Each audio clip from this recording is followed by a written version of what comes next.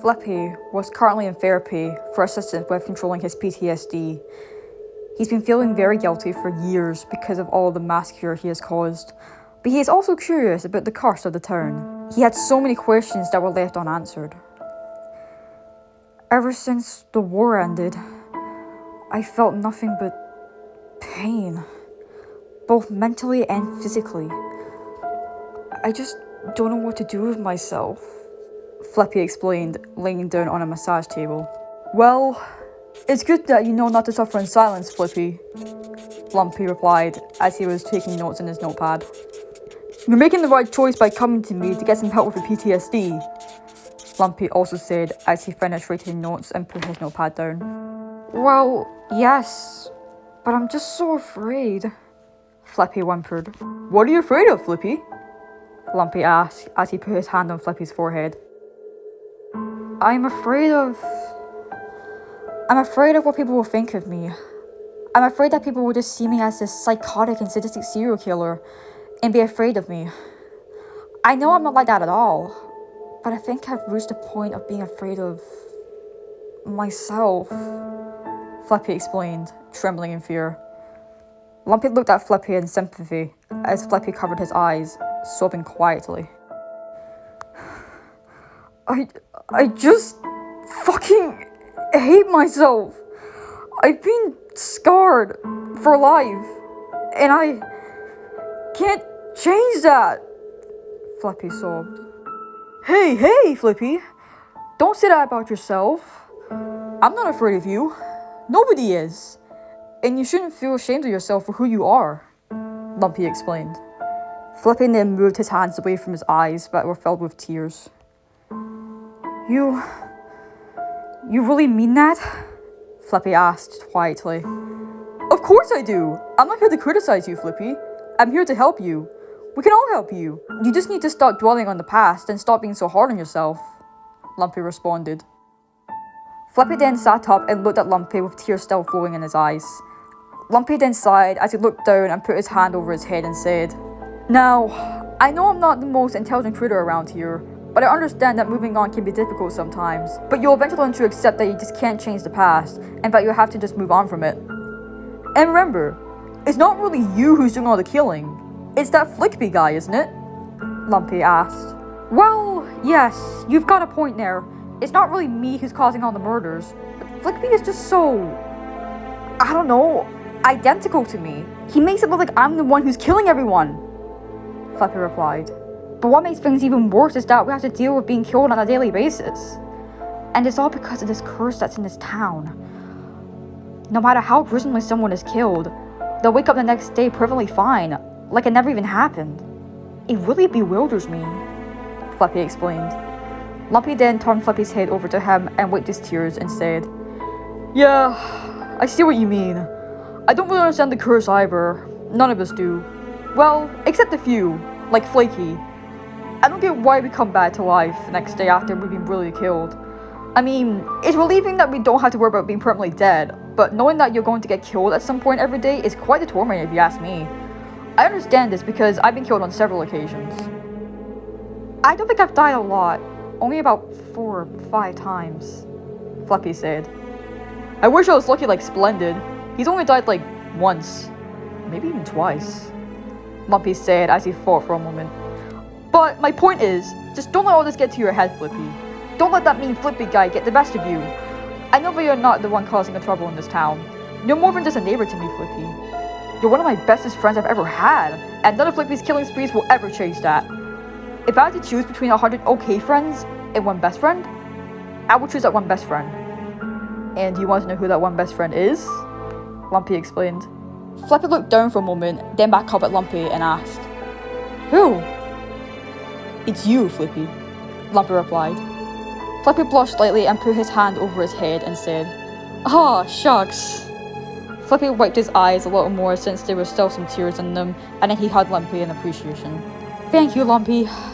I really needed to hear all that. I'm glad I have a friend like you to comfort me and help me get through things, Flippy said. Lumpy hugged Flippy back and said, No problem, pal. That's what best friends are for. And remember, You can talk to anyone if something is bothering you. You can come back to therapy and see me anytime. I will. I definitely will, Flippy said. Flippy and Lumpy then let go of each other and said their goodbyes as Flippy left the room. Flippy headed back to his house, feeling more comfortable about himself. He went into his room and sat on his bed, still being curious about the town's curse. It's just so strange that we're resurrected the next day after we die. I just don't understand it.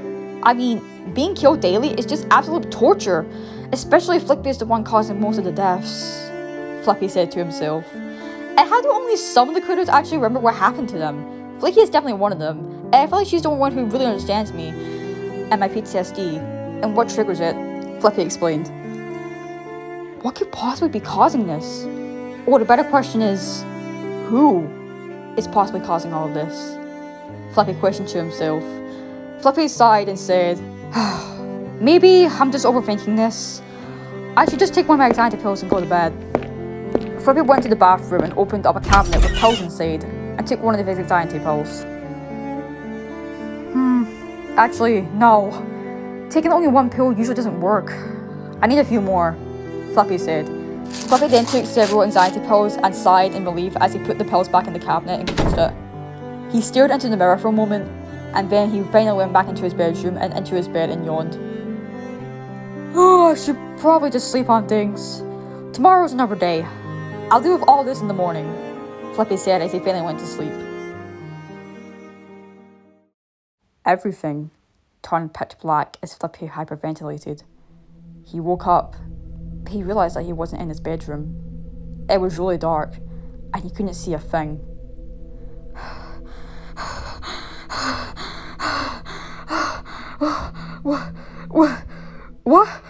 What the fuck? What is this? Hello? Hello? Is anyone there? Where the hell am I? Flippy questioned. A very familiar voice then said, Your mind has become unstable. Huh? Wait, I feel like I know that voice. And what does that even mean? Flippy asked. You couldn't get your mental illness under control, the familiar voice said. I don't get this. What are you talking about? What's going on? Flippy asked. If you escape this nightmare, then you might get some answers, the familiar voice explained. What? Hello? Creepy voice? You still there? Oh god. I can't even see. It's way too dark. I don't even know what's happening right now, Flippy exclaimed. Flippy continued to hyperventilate until the place brightened up. Flippy noticed that he was in Happy Tree Town, but it wasn't in a good state. Most of the buildings were destroyed, and the trees had no leaves on them.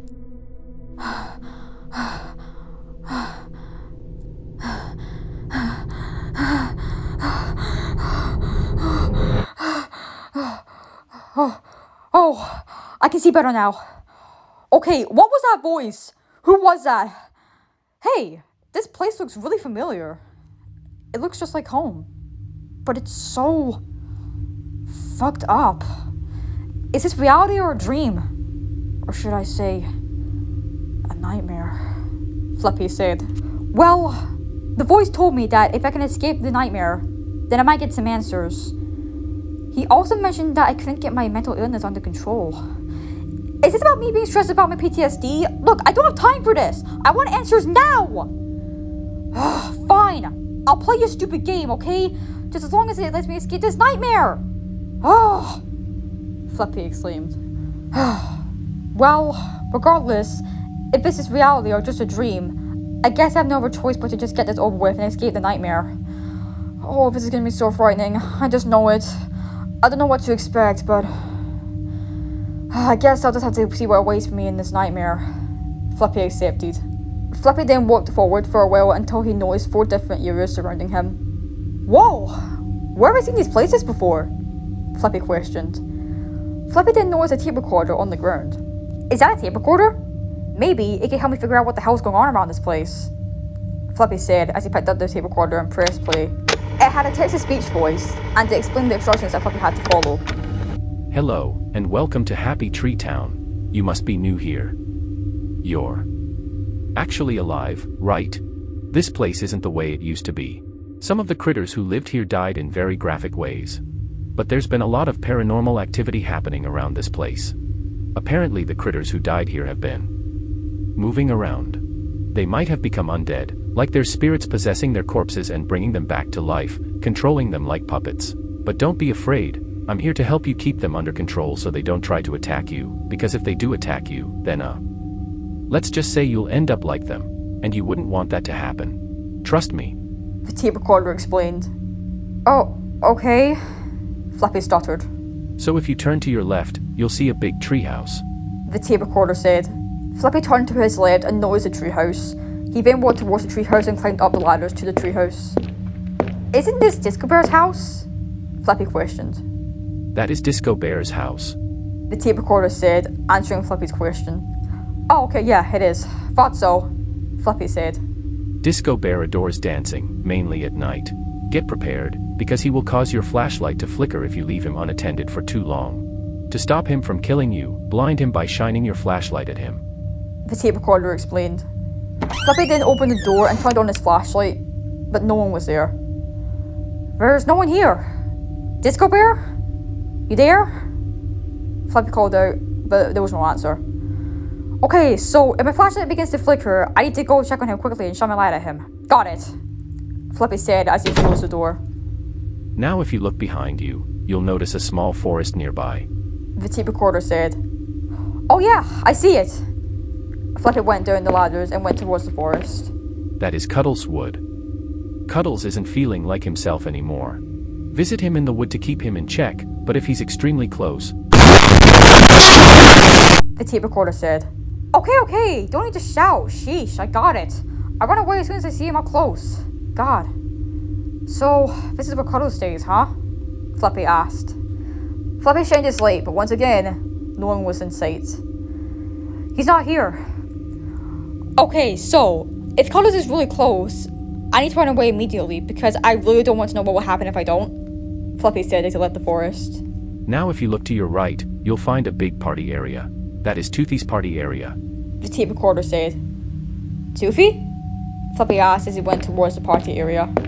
Toothy enjoys eating cake, so don't forget to give him a slice every now and then. Offer him with pleasure to stop him from making you suffer the consequences. The tape recorder explained. Oh, so all I have to do is feed him some cake? Seems simple enough, Flappy said as he shined his light, but no one was there once again. None of them seem to be here. Is this like a tutorial or something? It's gotta be. But wait a second, how am I going to give Toothy some cake? Where can I even get the cake from? Flappy asked as he left the party area. If you look next to you, you'll see a big bakery that's connected to the party area. The tape recorder said. Wait, what? Oh, this must be it, Flappy said as he ran towards the bakery and shined his light. He noticed that there was a cake and a cake cutter. This is the Happy Tree Bakery. Cut a slice of cake for Toothy so he can be left satisfied for the night. The tape recorder explained. Oh, okay. So if this is where I have to get a slice of cake for Toothy, I'm sure to give him this cake because I feel like if I don't, it's gonna really piss him off. And I really don't want to make him or just anyone around here angry, Flappy said. Flappy then left the Happy Tree Bakery. Okay, let's just recap real quickly. So, Disco Bear, shine a light at him. Cuddles, if he's close, run away. And Toothy, give him a slice of cake. Got it. Hopefully I can remember all this. I mean, I should. The instructions aren't too difficult to memorize. I think I'll be fine, Flappy explained. Alright, you're all set to go. I'll see you again tomorrow night and good luck. The tape recorder said as it finally ended. Oh man, here we go. I'm pretty nervous, but I think I'm ready to do this. Okay, let's do it, Flappy said. Everything then went black again. Oh no, it's gone all dark again. What's happening? Wait, did I do it? Is that it? Is that all for tonight? Flappy asked. Flappy then noticed that there was a coin on the ground. Hey, what's that? Some kind of coin? Flappy questioned. Flappy then picked up the coin and the familiar voice came back and said, Congratulations, you got the Happy Tree token. Oh, I got the Happy Tree token? That's cool, I guess. But what am I supposed to do with it exactly? Flappy asked. But before he could get an answer, he finally woke up, escaping his nightmare. For now. Ah! Oh! I'm awake. So it really was only a dream. Thank goodness none of that was real, Flappy said in relief. Oh, Jesus. That was so damn terrifying. But what was the meaning behind that dream? Why did I even have that dream? Flippy asked himself. Oh, it might have been because I took too many anxiety pills. Maybe that's what the familiar voice meant when I said that I couldn't get my mental illness under control. And I'm sure it was referring to my PTSD. I need to take less anxiety pills next time, Flippy realised. Just then, Flippy's bedroom door slammed open, making him jump in fright. The door opened to reveal Lumpy, who asked, Flippy, are you feeling alright? Oh, it's only you, Lumpy. Yes, I'm okay. I just had a really strange dream. I really hope I don't experience it again, Flippy replied. I don't think you will, Flippy. You'll be alright. Hey, do you want to come to a carnival with me? It might help you take your mind off things, Lumpy offered. Oh, of course. That sounds great. I'd love that. It would help me feel better, Flippy replied. Okay, let's get going then, Lumpy said. I'm right behind you, Flippy said as he got out of his bed and followed Lumpy out of his room. This was only the beginning for Flippy. There was much more to come, and Flippy seemed to be prepared to conquer the nightmare, but that didn't mean that he wasn't afraid. He was fearful of the unknown. He just had to get through what the nightmare had to offer him.